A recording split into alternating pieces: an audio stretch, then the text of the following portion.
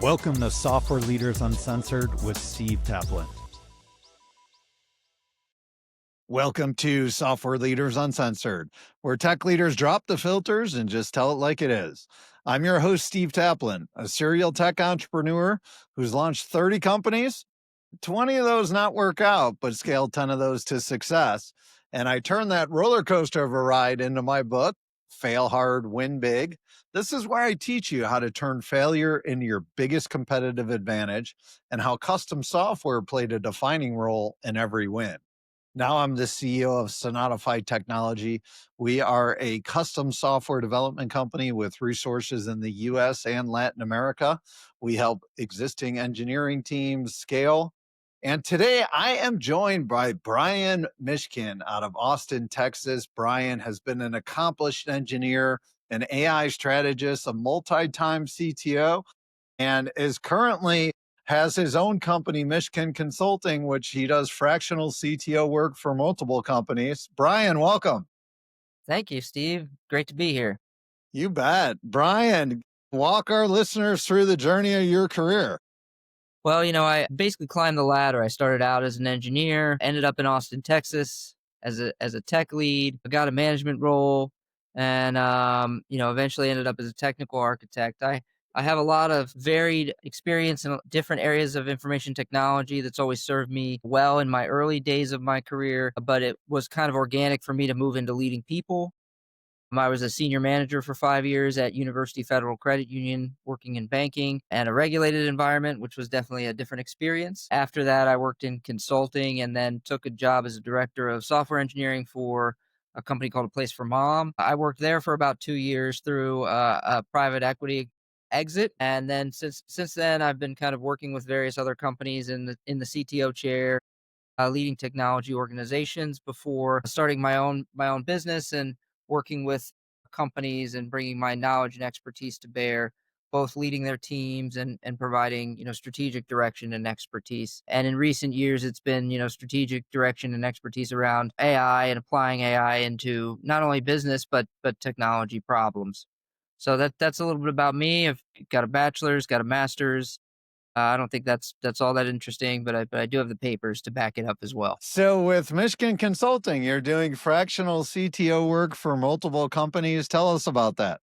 Well, yeah, so I work with a couple different clients right now that are in various stages of their life. Real Analytics is an early stage startup doing really exciting things in computer vision. We've got a technology that takes a game film video for, let's say, a high school player, and can measure their speed, how many yards they go, their turnaround time, and various other metrics that combine into a proprietary algorithm known as the in-game athleticism score. I think we just launched our consumer application and are excited about that. That Uh, sounds interesting. it's really exciting stuff, actually, what they're doing with computer vision in that space. My other client, Alliance Abroad, works in J1 visa foreign exchange, J2 visa foreign exchange, providing visas to people that come for various things, hospitality, internships, camps, and different things like that. And I've been working with them on their technology strategy to help them grow their company and their organization to where they want to be. They're a company that up until this point hasn't had a lot of technology leadership that they've been working with. And so it's been an interesting kind of journey working with me and getting to know them and helping them kind of on the journey of what does it mean to work with a CTO and what are the things that are important as well. But I've also had to be scrappy in terms of the problems that I solve with them along the way in different ways from Real Analytics. While there's resources and people and it's a bigger company and a bigger group, some of the challenges, the typical software engineering challenge of people have a hard time articulating what they really want from a system, how they really work day to day, and what are the things that are important to them. So that's been an interesting journey. They've been a client of mine for about a year. And then the last client that I work with is a university, MIT. I work with the Sloan Management Review publication, and I work with that group on their technology challenges to help them integrate their different systems, provide content to licensees, ensure the paywall technology on the website is working correctly, and work with their editorial staff on making sure their SEO is healthy and that performance on servers is working correctly. That's a more established client with a more traditional, university backing, a lot less risk, but some interesting things going on there as well. So, who are you seeing, Brian, as the type of clients that are looking for fractional CTOs versus hiring full time? Well, I think that's an interesting question. I mean, I think I actually started with each of these clients with smaller amounts of hours, and the hours go up and down or scale up and down. I started out actually using an hourly model in the beginning, and now I kind of use a retainer model, which is a little more flexible in terms of you get this many hours. If we go over a little bit or we go under a little bit, it works pretty well. I think a lot of it, some of it can be companies that in startup land, it's companies that are looking for a CTO that they can put in front of investors and talk to, the technology, the roadmap, the direction, things like that, or at least a lot of what it starts as, or a founding engineer. But that's not quite the same as a CTO when you're looking for a founding engineer to do a lot of the coding, as opposed to somebody that can help you really get the investment you need in your technology, right? I think other things that I see are just expertise. One of the challenges right now that I see out there is not everyone understands how to apply AI, practically speaking, into their environment, into what they do, into their organization. And so even CTOs don't necessarily know how to do this because you kind of know what you know. You're limited by I think where everybody's trying to figure that out right everybody now. is in some respects, right? So I do see a lot of interest in people that are kind of wanting to understand that a little bit more. I've had a few folks come to me, just free hours, sit with them and help them kind of I've got some legacy technology. I want to use AI for something. How do I unlock this, right? And having kind of some of that conversation or, well, I really have something I want to rapidly stand up and prototype and showing it to my product friends how they could do that in minutes, what they could previously do in hours, right? And here's how you can apply it, and then here's how you can take it forward and work with technology in a way that partners well with with what you're doing and doesn't necessarily mean like, well, that's not secure. Well, that's not good. It's more of a how do we take this forward approach as opposed to, why can't we? And so there's a lot of that kind of going on out there. There's a lot of talk of AI failures as well. And I believe truly it's just the old adage of people process technology or people product technology. But if you don't have good process, you don't have good data, you don't have good inputs, you're gonna get garbage out every time. So I see a lot of interest in that space and for strategic direction around AI more than anything. What are some of the positives and negatives of being a fractional CTO? Well, all of my client mix has different things and different technologies that they're working with. So I get exposed to a lot of different things throughout the week. I get to lead people in some contexts. In some contexts, I get to work with peers on more refined business level projects. So I think those are really, really great for me. I think, sometimes the context switching can be challenging. I've learned to kind of manage my day in a way that'll and my time in a way that tries to avoid that. It really makes it difficult for me to context switch. But I do like the mix of people that I get to work with. And I also like, a lot of times, when you interview with a company for a full-time role, you never really know who you're gonna get to work with, who the people are in the organization, how committed they are to actually going down a path or down a route, right? So when I come in on a strategic level and the commitment tends to expand, I have the opportunity to really understand who they are a little bit more and them who I am a little bit more to decide and fully make that commitment, moving forward into, more maybe a more tactical engagement, maybe leading some people and providing some direction and things like that, right? So, but yeah, those are some of the things I see as challenging and also rewarding.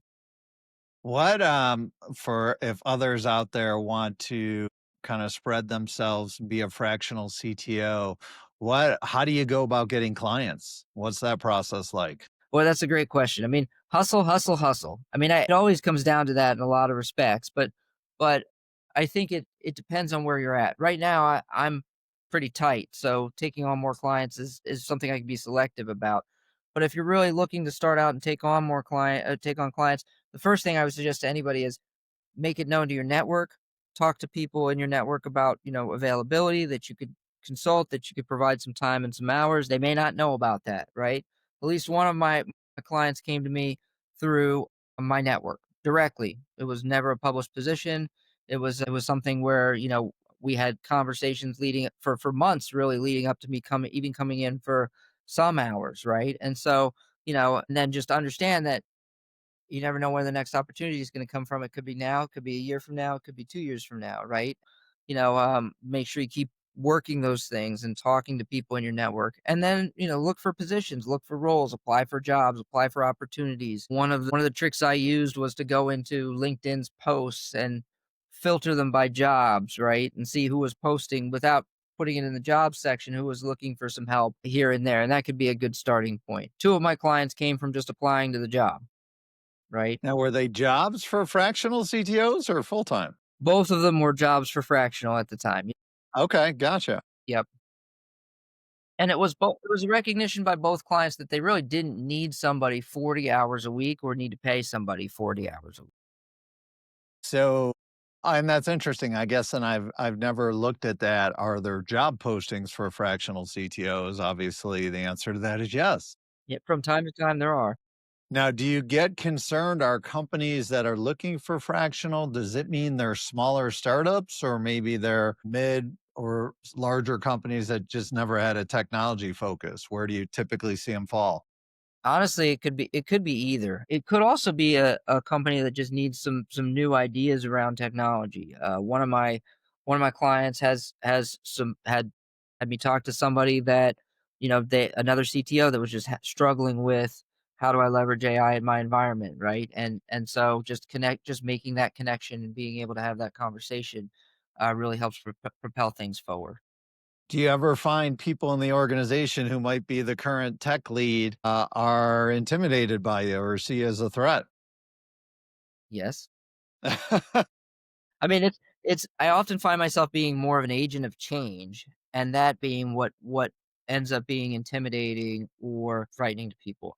I recently had a meeting with a client, and after the meeting, a sidebar conversation happened where and it came back to me, they told me, but where someone said, "Is AI coming for our jobs?" After that conversation. And it wasn't what I was talking about, what I was expressing is AI could do a lot of this. And when I talk about these things, I get very passionate about it, but I also sometimes forget to bring people along with me, right? And so, you got some of the people in the room that knew me and had been working with me already knew where I was going, which was I don't want you working on the menial stuff, right? I want you if AI can do that for us, you can work on the real problems that we need help with. You can work on what really matters and help us solve those, right? And so it wasn't ever intended to be AI could come for our jobs, but it was a good reminder for me that, you can always be perceived differently than you intend, and it's good to have, people and be able to have conversations with people to say, "Well, no, that wasn't what I intended," and everybody kinda knew where I was coming from after we followed up. But I do find that's the case at times because it is different, it is change, it is new, right? And that can be a little scary for people, and then there's the new executive dynamic that comes into play as well there, right? And, staff not really knowing how long you're gonna be there and what your role is and kinda helping them figure that out while figuring it out along the way yourself. Lots of fun challenges to work Mhm. through. Talk about some current cutting edge projects you're working on between your different clients.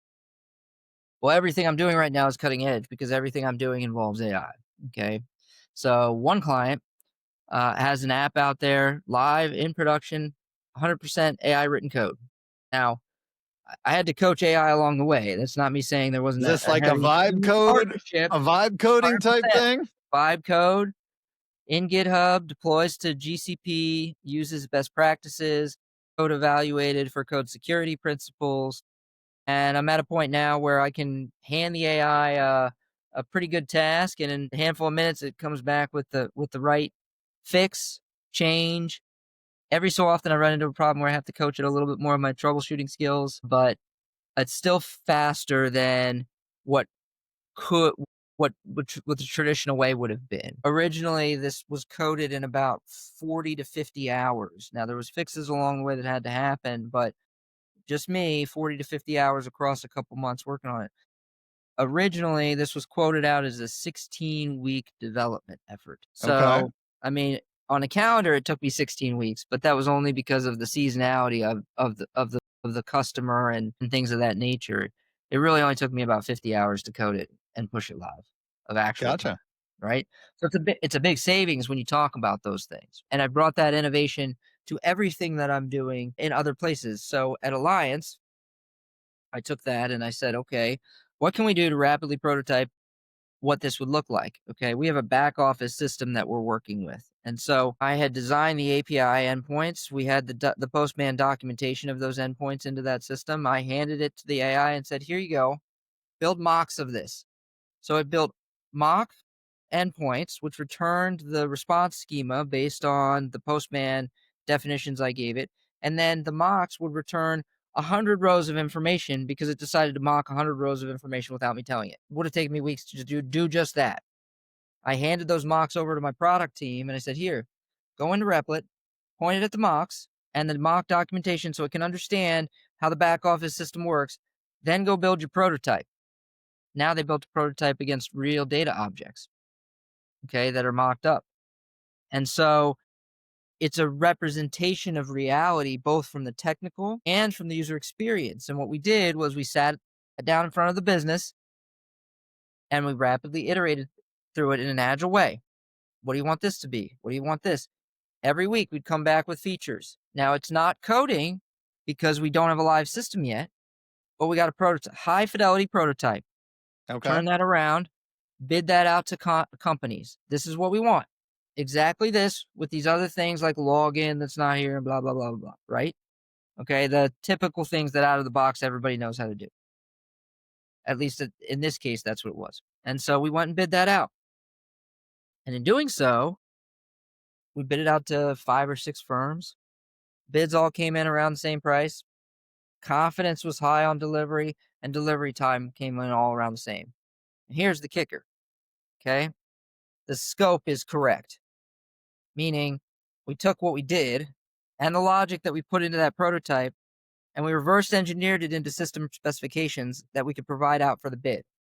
So Okay. we know with near 100% certainty that that scope is exactly what the business wants and asks for down to the rule. Okay. Now we're going to go roll this out. And we bid it out. We're going to sign a contract and we're going to take it forward and roll it out. And we're going to use a firm that's going to use AI coding and AI coding processes in a hybrid with humans, similar to what I did elsewhere, to bring that forward and bring it to life in a production context, but maintain regulatory compliance. So if you think about that, usually you'd have to go through a UX cycle. You'd have to go through months, quite honestly, back and forth. They'd have to come up with a comp or a mock. You'd have to show it to them. Then you'd have to move things around a couple weeks later to show 'em. So that would take a while. And the product engineer who worked on this project, he said to me, he came in knowing nothing about AI, by the way. And he said to me, within a couple of weeks of starting in on this, I said, how's it going? He's like, well, considering that I can do what would have taken months before in a couple hours, it's going great. Right? I can get something out high fidelity and show it to the business in a handful of hours. That would have taken a month of a user experience person. So it's going great, right? And AI has definitely changed the game for putting prototypes and initial MVPs together, yep, it to has. And it say has the changed least. in my opinion, it's also changed the game for some other things like back office system redesigns or even back office system building. Because if you look at like what traditionally has happened, user experience was either not invested in those kinds of systems or it's SaaS and you have to invest in it pretty heavily, right? And it's like all you got to do is really hand AI the problem. And in my experience, the user experience that it starts out with is great. And you can change it from there if you want to, but it generally starts out with a pretty good thing. I think you do still need a very heavy user experience for consumer facing applications, for things that are behavioral, and for brand specific, heavy brand specific compliance needs and things of that nature. But I think like if I would I go out and have a user experience firm bid on a back office system redesign today? No, I don't think so. Because AI can put that together for me and I don't have a heavy need to have something that's, behaviorally or scientifically perfect. So in the fractional CTO roles you do, are you finding, do the companies have engineering teams at all? Or are they they're looking for your technical guidance to help create stuff and then, bid out to other engineering teams for work? Oh, Is there a common scenario? No, there's not. It's interesting because they're all an interesting mix. I actually have 2 clients that have no other engineers in their organization at all. They've got some people that are kind of technical enough, but not to the level where, like, they can understand, like, data cleanliness things and things of that nature, or they need some coaching on it, right? One client is a startup, it's just me. And one client, I'm coming in as the CTO, but we're gonna build out a lot of that function, I think, over time once we get some of this development, done in house. That I just mentioned. The third client does have developers. They're part time as well, and they've been there for a number of years, and they're actually in Latam, and they're really good folks. Really great to work with and enjoy working with them. So I get a mix. And so a lot of like I started out of need. A lot of these things are born out of need. I have a client that had a project that had fallen off on itself and needed, wanted to bring something to market, didn't have a way to do it. And I was like, well, let me see, maybe I can put something together here with vibe coding, and off we went, right? And once we proved we could do it, we kind of took it to the next level, and out of necessity, right? That doesn't have a lot of fun's got to be scrappy. So we're going to try this out. And now, well, okay, forcing function. Now I know I can, right? I can do it properly. I can follow SDLC norms. Well, now what, right? And so I can bring that over to Alliance, or I can bring it over to MIT. One of the things we're looking at doing with MIT, I'm helping them this week. They're looking at rapidly prototyping something now, and they were wanting to get access to WordPress, right? Which is the where all the content is, and they don't know how to do that. Well, I did that already as a proof of concept for something else I was asked about, right? With them. And so I know how to do that. And so this is where I as the technologist can come back and intersect with them. I can empower them to go build out what they want, build the user experience they want, and then I can teach them, I can show them, here's the here's the pipe. I'm going to put the pipe in, we're going to use this to connect this up, and then you're set. Once that's there, you can just say, well, I can't get this content, or we use it this way, right? And um, so that's kind of how the information flows between the different clients as I kind of learn different things, and how I try to apply it in different ways. Gotcha. At that client, I've been talking about vibe coding for months, but it took them some time to catch up, right? To see it for themselves, to get engaged with it for themselves. Once they did, though, they're like, "Oh my gosh, I could see why you were talking about this," right? So, what are some of the biggest challenges you're facing right now? Expectations. So once people see a tool like this, they're like, one of the things that I've had conversations about is, okay, so now I can do something like this, but what else? What am I missing? Right? It's too easy. Well, yeah, because if you want to deploy it into your GCP instance, you need DevOps still to do that, right? Who's going to test quality? You still need quality assurance somehow, right? You still need somebody to support any infrastructure code changes you may need, or integrations you might need to build, right? And so it's not a zero. It's not a, oh my, I mean, you save a lot of time on the coding, but if you think about what's the long pole traditionally, it's also been the coding, right? Mhm. In fact, previously, a lot of estimation I would do on project plans would be, how long do we think the coding is going to take? And then a percentage of that time is what the QA and the definition is going to take, right? Because they're always shorter. Well, now that may not be the case anymore. So if we start looking at it a little differently, we start needing to move the pieces around and think about things a little bit differently. So, MIT had an interesting report last month that 95% of generative AI pilots at companies are failing, and their definition of failing was zero or negative ROI. Why do you think that is? Well, there's a couple different reasons for it. One, most companies, you can't just slap AI onto something, just like you can wrap a website in a mobile wrapper years ago. So I think the main reason is you can't just put lipstick on a pig and expect everybody to fall in love. It doesn't work that way, right? AI is a new technology, and if we look at what everybody's doing, most of the companies out there are sitting on top of ChatGPT or some other API for Gemini or whatever is out there. They just are. And the ease with which you can leverage those technologies is actually stunning to me, because I can go into like a Replit and set up integration with ChatGPT and be asking it, having it working in a rapid prototype very quick. So it's very easy to do and easy to understand. And a lot of companies are kind of setting up that way. Okay. But that's not leveraging AI means you have to have the right people, process, and technology. Okay. And that Mhm. includes your data. Okay. If I don't understand how I'm going to use AI, so let me give you the example with MIT. The first thing I said to the MIT folks when they were asking me about WordPress, right, and integrating with WordPress, first thing I asked them is not what are you looking for, not how do you want to search the information, where is this going to fit in the process? Why? Because it doesn't really matter if I integrate it with WordPress if you don't know what you're going to do with it, right? And if you don't have that baked, then it's easy to blame the technology for the failure. But 99% of technology projects that fail, fail. Most projects in technology don't fail because of the technology. They fail because of the people. They fail because of the process. Garbage in, garbage out, right? True. And I used to, back in '07, '08, when mobile came around, I was at Razorfish. I was a consultant at that point, and I was kind of the mobile expert in house. And I would tell companies point blank, your architecture is not ready.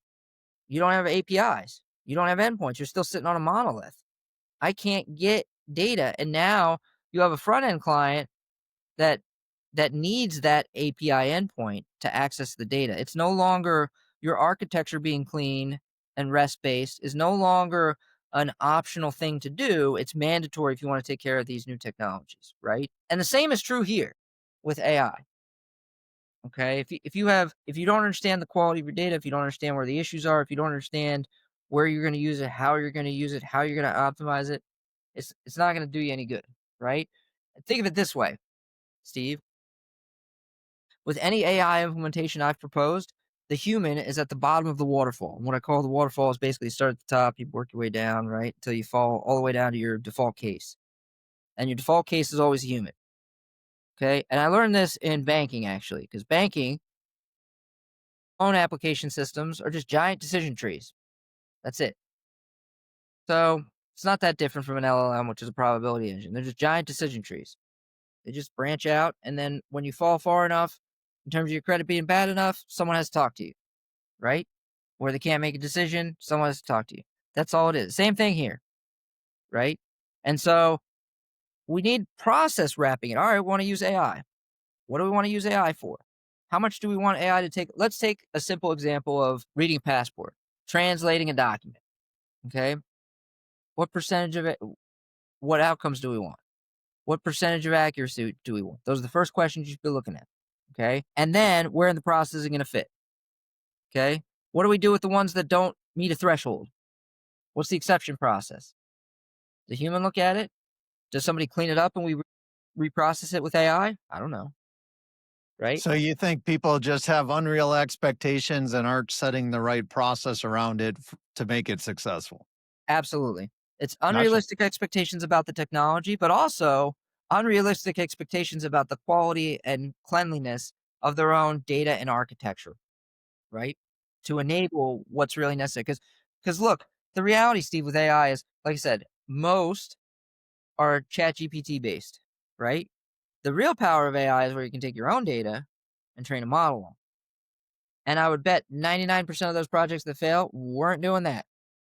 Well, and most companies, whether they admit it or not, their data is not, they don't have the right structure to their data. They don't have the right governance Exactly. around it. And Exactly. They don't without have the that, right processes in place you to can't train and then maximize the use of it. yep, yep. Well, think about this. Every time a human makes a decision in your system, could be training data for an LLM, could be note taking data for an LLM. Are you capturing that right now? LLMs ain't new. There's nothing new here. I mean, yeah, ChatGPT popularized it, but this technology has been around for a while. And you could have been these models have been around for at least 5 to 6 years before ChatGPT showed up. I've seen them in AWS. I never used them, but I've seen them, and I know some people that said they had, right? So we all could have been doing better with our data. We could have been building our systems that would train a model of an ongoing basis, but we didn't. So now what? Right? Before you even undertake a project, maybe you need to ask yourself, is our data ready? Is our architecture ready? Are we process ready? Right? If the answer isn't yes to those three things, work on those and then bring AI into the mix. right? And oh, by the way, you can use AI to make those things go faster. There's nothing that says you can't use it to help you define your requirements, help you translate things like transcripts from calls into system requirements, right? And make things go a lot faster for yourself and everybody else on the team that's working with you so that you can get it done quicker. Bryan, great insights. Thank you for getting uncensored with us today. You're We're welcome. out of time. Before we wrap, what's some no BS advice you have for tech leaders out there today who are trying to build, scale, or even just survive? Be scrappy, push boundaries. I like it. I like it. Bryan, thank you. That's it for this episode of Software Leaders Uncensored. I'm Steve Taplin. If you enjoyed the show, go ahead and hit subscribe. If you didn't enjoy it, well, kiss my butt. We'll go tell your competitors about it.